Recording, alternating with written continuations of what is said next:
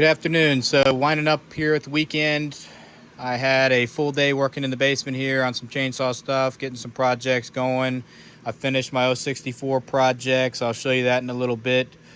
Had a pretty busy weekend. I hauled 4 cords of wood on Friday. Then I did a landscaping job on Saturday. I posted shorts of both of those. If you want to go check those out, go look at my recent shorts. You'll see them. So yeah, pretty busy weekend. We had a pretty good rainstorm last night, so it was pretty wet this morning. So I decided I was just gonna get in here and try to get as much done as I could today. So pretty productive day.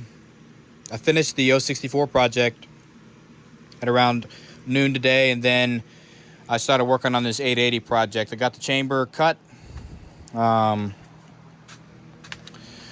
I took 97 thousandths out of the chamber. Here's my math here. Stock squish was 60, gasket's 20. Remove the gasket would be 40,000 squish. And then I took 30 off the base, so then it leaves you 10 thousandths. So in order, using the 880 piston, I would need, to take an additional 15 thousandths out of the chamber to get the 25,000 squish that I was shooting for. Then you add the 82 thousandths, which is the pin to crown height difference, because the 3120 piston is 82 thousandths taller. I add those together, then I get 97. I landed at 27,000 squish, so technically I took 99 thousandths out of the chamber.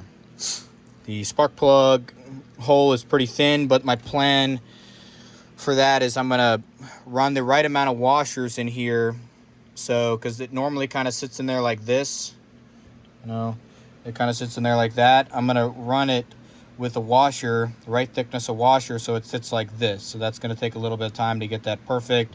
So I shouldn't have any spark plug to top of the piston clearance issues. I got the upper transfers marked. I always start with the upper transfers. I raise those first, and then I raise the exhaust second. And then tomorrow I'll go into work and I'll cut this 3120 piston from the Duke skirt down. I'm going to save this Meteor 3120 piston for an OEM 880 build down the road here when I get some more money and more time, once I get all these other projects done in the meantime. But this one should be perfectly fine for now. So I'm going to run this one. I can only hit 60% of the bore on the exhaust port width with this 3120 piston from the Duke. I got my hands on an OEM 3120 piston, so that's why I'm saving this one for that OEM cylinder, because the OEM 3120 piston is like $120. This one was only like $60, including shipping and tax and all that. And I've never seen any other Meteor 3120 pistons out there, so I just want to just save this one for that build. I can hit 65% of the bore on the exhaust port width with this one, but only 60 with this one. So that's what I'm going to use. This is the same piston that is in my other 880 build, and no complaints. So the difference between these two is, one, this one's going to have more compression, and I'm also going to add a little more intake duration. We'll just do those two changes and see how it reacts to that. And then I have videos on my other one where I'm going to cut the same log. I did like a non-ported versus ported. I'm just going to take that same video and run this one, and match them up, see if this one's any faster than my other one. Or I can run them both in a new test log, same chain, something like that is what I'll do to see if this one's any faster and if I've made any improvements. I'm also going to make the exhaust port a little bit wider. I think when I did the original 880 port job, I just did a quick and dirty port job on it. I didn't really... It was so weak and underpowered when I got it that I was just like, if I do anything in here, it'll be better than what it was. So I just did a quick and dirty port job on it, and it turned out really good. So on this one, I'll go wider on the exhaust port. I'll make the exhaust outlet wider as well, match the muffler to it. May add an additional exhaust port, not sure yet. I also have that bored out 880 OEM carburetor, and I may run that one on after I run this one for a little bit and see if that gives me any more power than just a standard farmertec 880 carb. So yeah, so that's a little update on this one. I'm planning to get this one done sometime this week. I know we're supposed to get a a bunch of rain this week. That's what the forecast is saying. So probably will be running this one this coming weekend. Looks like tomorrow I'm going to have one more day of, just a good weather day. And that's when I'm going to run this 064. So let's go outside and take a look at this 064.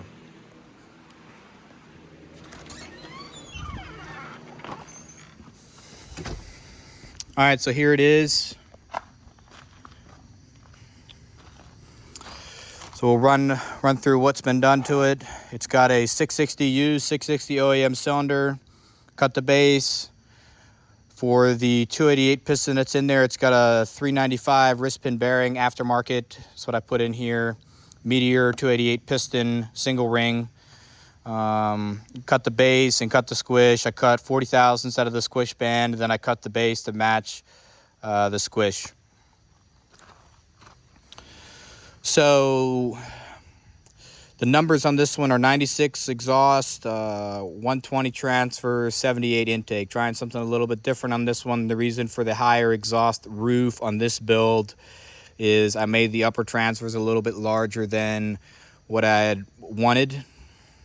So, and they're a little bit larger than the lower transfers, so I was trying to offset for that, that pressure loss that it goes from the lower to the upper transfers. We'll see if that works out. If it doesn't, I'll have to just get another OEM cylinder and start over. Do the same kind of process. The reason that I chose the 288 piston is because you can get a wider exhaust port width. I believe I could get to the 65% of the bore on the exhaust port width, but I'm not 100% sure. I have to go look at my notes, but I know you can go wide. You definitely can go wider than what you can with the 660 piston. So that's why I chose what I chose for this one. Let's see what else. Got the bark box on the front here, and then I did a large port here on the side. Got the max flow filter off my 880. That's what I'm going to run on here for now. If this saw proves to be a good running saw, with this port job or the next one that I do, because I plan to keep this saw because it's a lot lighter, in my opinion, than like my 661. It's heavier than this 460, but not by that much. Nice thin body on it as well, so I plan to keep this saw. So if it's a good runner, whenever I get it to be a good runner, I will get a max flow cover for this one, and I'll probably go with the Pro Safety full wrap for this one. I'll try one of those out. The other thing that I'd like to get for this one is the long shoulder studs, because the short shoulder studs that are on this one are very difficult to get your bar and chain mounted up. You got to pretty much have it absolutely perfect, no movement, no nothing, because the shoulders on them are just really short. And you can see here with the chain on there tight, those studs are not very long, so you don't get full thread engagement on these nuts with this West Coast side cover. So that's going to be changed at some point here. Yeah, so pretty much what I did is I just swapped over the bar and chain setup off of that farmertec 460. The reason for that was because the clutch springs are getting weak in that one. So if you watched any of my recent videos of me cutting with that saw, I was hitting the brake pretty much every time I was moving and not cutting, because it's pretty dangerous to have that chain spinning while you're moving around. So gonna set that one aside until I put a new clutch in there, and then when I do that, I'm going to change the port work on there and see if I get a little more power out of that one as well. So yeah, so that's a little bit of an update on this one. I think I've covered all of the stuff on this one. But yeah, rakers are at 45 thou. This is not a perfectly sharp chain, but it should have enough load on it to show the power output of this one. So gonna get it tuned up tomorrow night, and then I'll probably run a couple tanks and film a little bit of me cutting with this one tomorrow night. Is the game plan. I bought another saw. It is a 461. The reason that I selected the 461 as my next chainsaw build is I'm looking to get a saw that has more power than my 500i. I feel that the 500i is really limited by the tuning, electronic tuning that's on it. It's got a lot of torque, but I think, if I had more chain speed, more RPM, I could, cut even faster. than what it already does. So I'm going to try this 461. The other reasons that I've selected this one to do is I've watched some other people building these 461s, and you can make the lower transfers, because it's front fed transfers, you can make them quite a bit larger than what comes from the factory. You can match it to the gasket. So that's what I plan to do on that one, so that there's less pressure drop from, you know, the lower transfer to the upper transfer, since I'm going to be enlarging the upper transfers. The other reason that I've selected this saw to do is I have a Wiseco 461 forged piston, which supposedly has a 2mm taller pin to crown height. I'm not sure, 100% sure on that. That's just what I've seen in one of the charts, one of the old charts, from the person who is designing those pistons. So it should go pretty quick, since I don't have to make a mandrel to cut the base. I already have a 52mm mandrel to cut the squish band. So yeah, so that's the next one I'm going to do. That one should be a pretty quick turnaround. I'm hoping maybe next weekend I'll have that one done. I would think that it's going to be here sometime like by the end of the week. It's coming from Canada. It looked like it was a saw that was used on one of these crews, is what it looked like to me. One of those. I selected the nicest one they had, the one with the least amount of wear on the bottom here. You can see this one's been used quite a bit based off of how much paint is missing here, and then also, you know, what the condition of the bottom of the saw looks like. You know, how much was it sitting on the ground and all that. You know, it's not 100%, you know, true on that. You know, if you had a saw that was just riding in a truck all the time, I'm sure that would kind of scratch up the bottom as well. That's just one way to kind of tell without like actually pulling the cylinder off and taking a look. So as long as the cylinder is in good condition, I'll go ahead and put this Wiseco piston in there, and then do the port work and be comparing that one to these. This one, in my opinion, should easily beat the 461. I mean, definitely the 500 would be my thought, but it'll be cool to compare them all when they're all done. So that's the update on that project that's on the way here. I'll show you one more thing. This is a little bit down the road. Maybe end of this month is when I'll send this cylinder off. So I have another 55mm 390 cylinder that I'm going to put on a Johnsred 2166. That was the X-Torque version. So it's got the bigger top cover, you know, a lot taller handlebar, so you can fit this cylinder underneath it. I've proven that with this one. It's farmertec 372. The reason that I went with that 2166 is the Johnsred saws look the best. So that's what I'm going to use. The only thing that's bad about the